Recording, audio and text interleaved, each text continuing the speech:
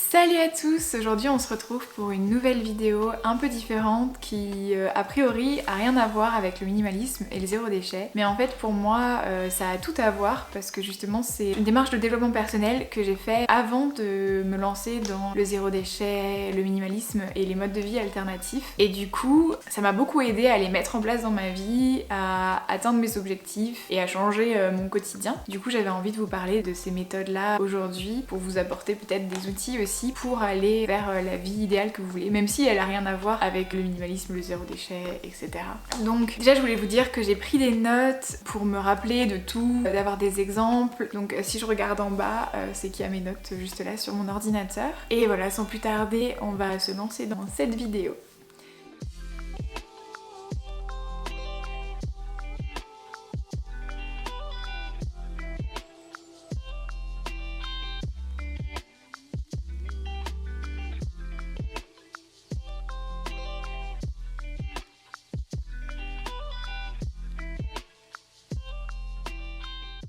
Le point commun de la visualisation, les affirmations et la manifestation, c'est qu'en fait, ils vont tous avoir l'effet de transformer votre état d'esprit, vos pensées et du coup de transformer votre réalité et d'appréhender les choses avec un état plus positif et d'atteindre plus facilement les objectifs et la vie dont vous rêvez ou ce que vous avez envie de mettre en place. Avant de vous expliquer chaque partie, je voulais aussi vous dire que vous pouvez aller voir la vidéo en anglais si vous parlez anglais de Alicia Crum dans une TEDx. Je vous la mettrai dans le lien en barre d'infos. Elle est très intéressante et justement elle montre des preuves scientifiques de la capacité de votre esprit à changer ce qui se passe dans votre corps et dans votre vie. Donc elle est très intéressante, vous pouvez aller la voir. De même je fais des visualisations et des affirmations tous les jours dans ma routine matinale et j'ai fait une vidéo dédiée à ma routine matinale, donc si ça vous intéresse vous pouvez aussi aller la voir et je vous la mettrai aussi en barre d'infos pour que vous puissiez regarder tout ça. Donc voilà, on va commencer d'abord avec la visualisation. Donc la visualisation, il y a plusieurs façons de le faire. Une qui est très connue, qui marche très bien, c'est le tableau de visualisation. Donc vous allez regrouper des photos ou des images ou des phrases que vous pouvez écrire vous-même ou qui sont déjà écrites et vous allez soit les imprimer soit les garder sur votre ordinateur. Vous pouvez vous faire un tableau de visualisation sur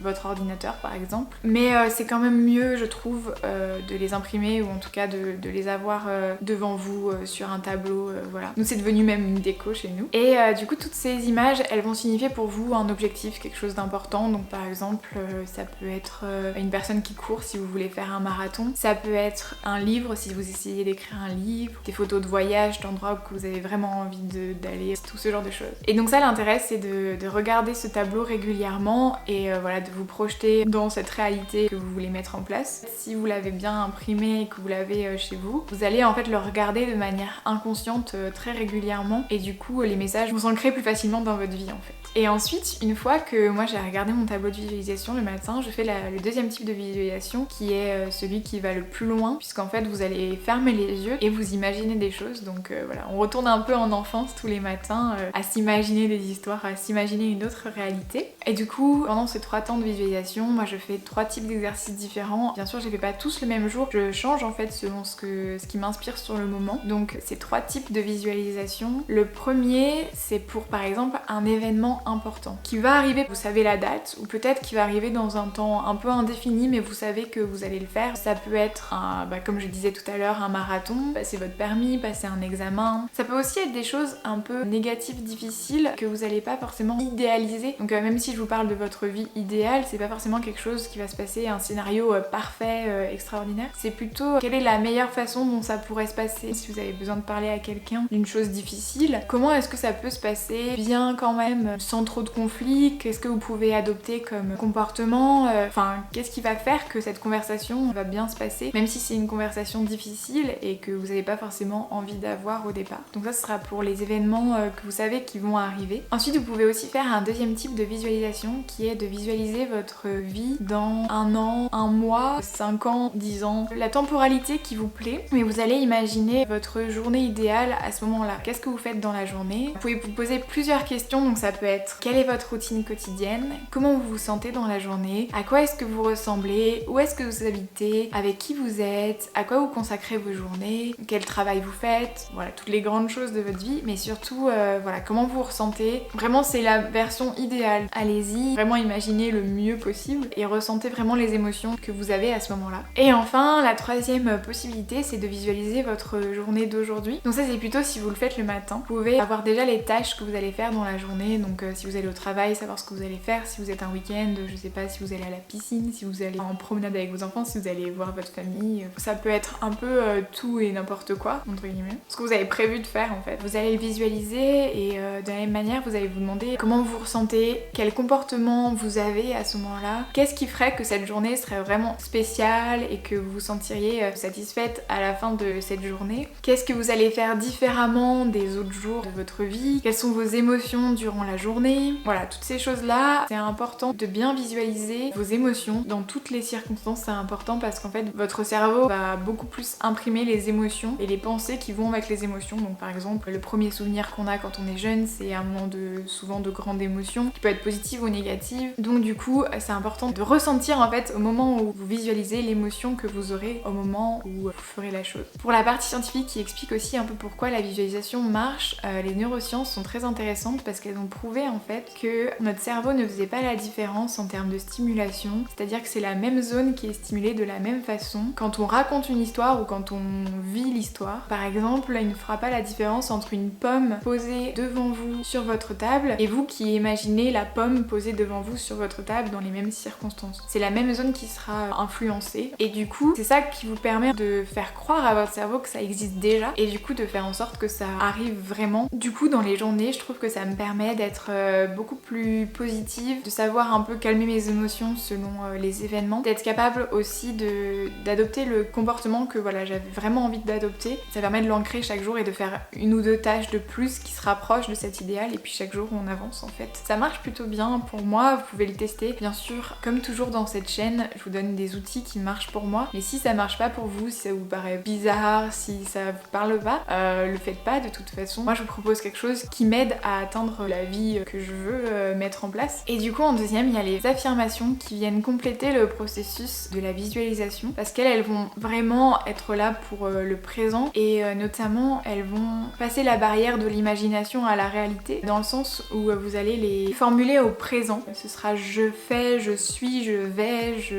j'ai, mais ce sera plus une imagination future entre guillemets. Même si ça n'existe déjà pas dans votre réalité, hein. Forcément, le but c'est de mettre en place des choses qui n'existent pas aujourd'hui. Donc c'est des phrases que vous allez répéter à haute voix de préférence. Si vous y arrivez vraiment pas, vous pouvez le faire dans votre tête, notamment au début parce qu'on n'a pas trop confiance en nous, on a peur que des gens nous entendent. En fait, votre inconscient va enregistrer petit à petit les informations et en fait va remplacer les anciennes croyances que vous aviez, qui sont souvent limitantes. Je crois que j'avais déjà donné cet exemple dans la routine matinale, mais je trouve qu'il est assez simple. Quand on grandit, nos parents et notre famille et notre entourage, les élèves, les professeurs, etc. vont commencer à vous mettre en fait petit à petit des étiquettes qui vont être plus ou moins justes. Voilà, ils vont dire que vous êtes blonde aux yeux bleus. Bon voilà, ça c'est les choses un peu basiques. Et après, bah voilà, ils vont coder les étiquettes qui vont avec être une fille. Et moi par exemple, quelque chose que je me suis même auto-persuadée pendant très longtemps, c'est que comme j'étais très bonne en sciences quand j'étais petite et que j'étais vraiment assez maladroite, que je savais pas du tout dessiner, j'ai ancré le fait que voilà, j'étais un esprit mathématique et scientifique et que ça allait pas, je pouvais pas à la fois être mathématique et avoir des idées créatives et du coup, en fait moi ça allait pas parce que bien sûr vous pouvez rester avec ces croyances si elles vous correspondent vraiment fondamentalement et que vous les aimez, enfin et qu'elles vous aident dans votre vie, pourquoi pas. Mais pour moi elle était par exemple limitante parce que je m'empêchais de faire certaines choses créatives, je m'empêchais de faire des choses maison, par exemple cette palette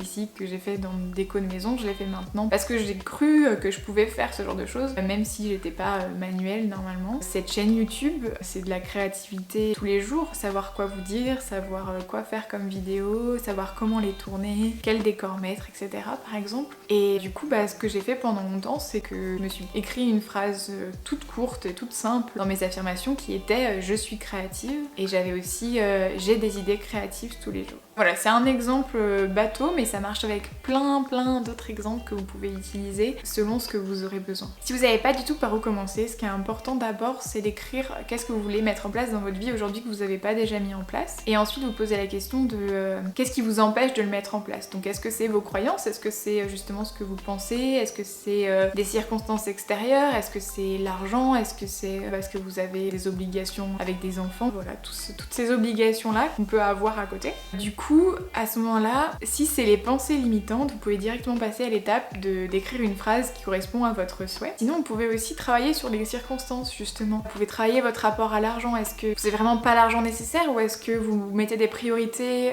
dans vos dépenses qui pourraient peut-être être changées et qui ne correspondent pas forcément à votre vie idéale? Et ben peut-être que vous pouvez revoir la façon dont vous dépensez votre argent et vous persuader de ça petit à petit. Si c'est les circonstances, peut-être dire que vous pouvez quand même le faire une fois par semaine, peut-être pas tous les jours, peut-être une fois par mois, ou juste affirmer que vous trouverez la solution. Donc chaque jour vous pouvez dire je trouve la solution pour me libérer du temps à faire la chose que vous voulez faire, et vous aurez peut-être un jour la révélation de comment prendre ce temps-là, comment gérer votre planning et y arriver. Vous pouvez toujours faire quelque chose en fait, essayez de ne pas vous bloquer parce qu'il y a des circonstances extérieures qui vous empêchent, parce qu'on a quand même aussi un pouvoir et on peut être patient parfois, mais changer les choses. Les conditions pour que ça marche bien, les affirmations, c'est d'y mettre de l'émotion. Quand vous les dites, essayez de ne pas être trop monotone, mais d'avoir un peu de ferveur quand vous le dites.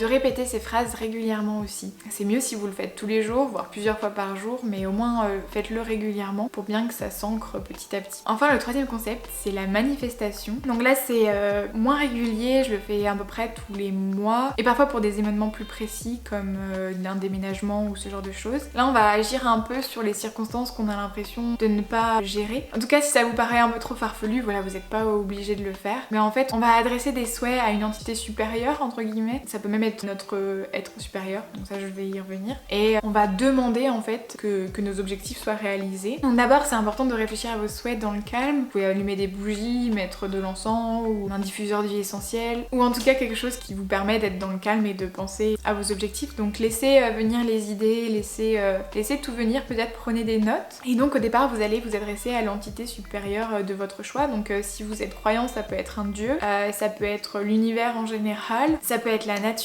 ça peut aussi être vous-même, mais un peu votre vous supérieur, le moi supérieur entre guillemets, ou même juste en fait la version idéale de vous-même. Vous allez demander à cette personne je souhaiterais ou je souhaite que telle chose se passe. Vous faites la liste. Essayez d'avoir le plus de détails possible. Donc je souhaiterais être heureux, c'est un peu vague par exemple. Donc voilà, qu'est-ce que ça veut dire pour vous être heureux? Voilà, est-ce que ça veut dire chaque matin je me lève avec le sourire?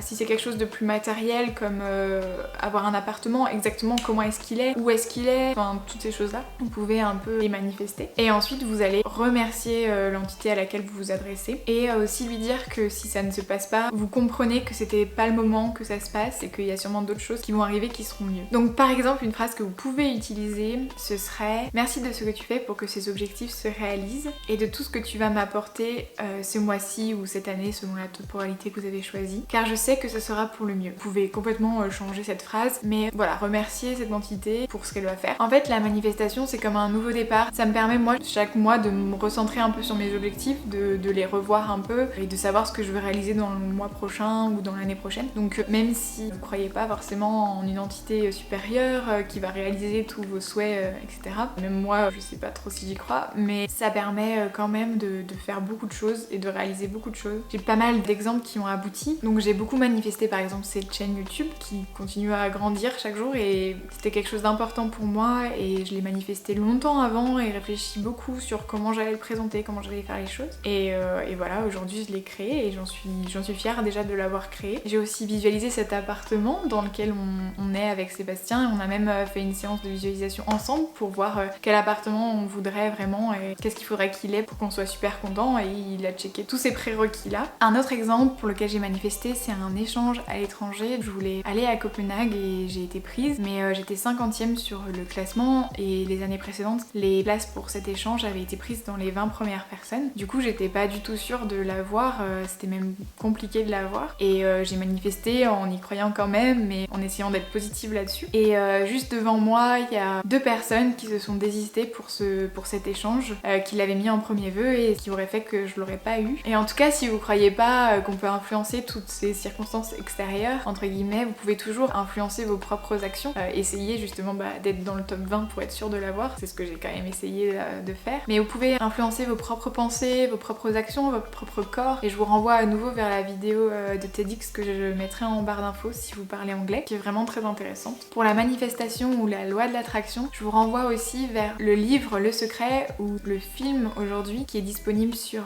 Netflix. Donc voilà, j'espère que cette vidéo un peu différente vous aura plu. J'espère qu'elle sera pas trop longue parce qu'il y a beaucoup de choses à dire. Et si vous avez aimé cette vidéo, n'hésitez pas à laisser un commentaire, nous dire vos pratiques à vous de développement personnel. Abonnez-vous, laissez un j'aime et on se retrouve bientôt dans une nouvelle vidéo.